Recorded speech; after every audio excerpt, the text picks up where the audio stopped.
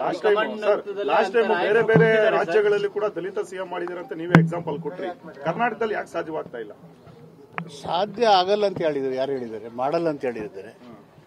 May be watching and waiting for appropriate time. ಅಲ್ಲ, ಮಗುವಾದ್ರೂ ಕೂಡ ಹಸುವಾದಾಗ ಅಳುತ್ತೆ sir, ಅತ್ತಾಗ್ಲೇ ಹಾಲು ಕುಡಿಸೋದು ಹಾಗೆ. ಅದು ತಾಯಿಗೆ ಗೊತ್ತಾಗಬೇಕಲ್ಲ.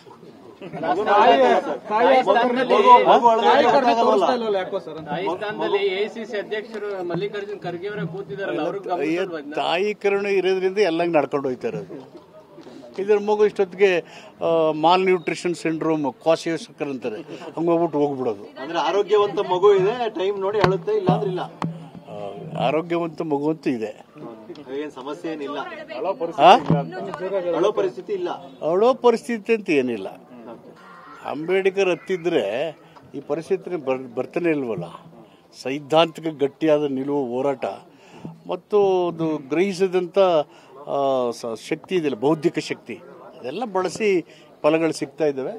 ಅದು ಹೋರಾಟ ಅಂತ ಮಾಡೋ ಪ್ರತಿಯೊಂದು ದಲಿತರ ಹಕ್ಕುಗಳಿಗೆ ಹೋರಾಟ ಅನಿವಾರ್ಯ. ದಲಿತರ ನೋವು ದಲಿತರಿಗೆ ಅರ್ಥ ಆಗೋದು, ಅಸ್ಪೃಶ್ಯರ ನೋವು ಸಂಕಟ ಅವ್ರಿಗೆ ಅರ್ಥ ಆಗೋದಿಲ್ಲ, ಯಾರಿಗೂ ಅರ್ಥ ಆಗಲ್ಲ. ಹೀಗಾಗಿ ಹೋರಾಟ ನಿರಂತರ. It is my experience personally. ಯಾರನ್ನೂ ದಲಿತರ ಪರವಾಗಿ ಮಾಡ್ಬಿಡು ಅಂತ ಎನ್ನೋದೇ ಇಲ್ಲ. ಅದಕ್ಕೆ ಅಂಬೇಡ್ಕರ್ ಇದ್ರು, ಮಹಾತ್ಮರು ಬಂದರು, ಮಹಾತ್ಮರು ಹೋದರು, ದಲಿತರು ದಲಿತರಾಗಿ ಇದ್ದಾರೆ, ಅಸ್ಪೃಶ್ಯರು ಅಸ್ಪೃಶ್ಯ ಅಂತ ಒಂದು ಮಾತು.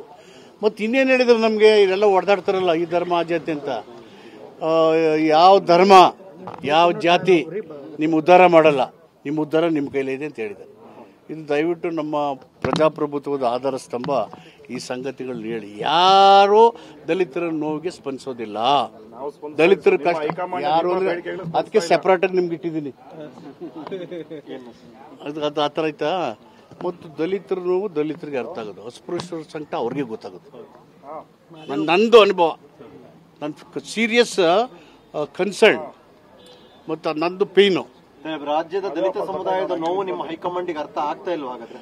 High command totally is in favour of Dalits. Ambedkarism ಇದೆ.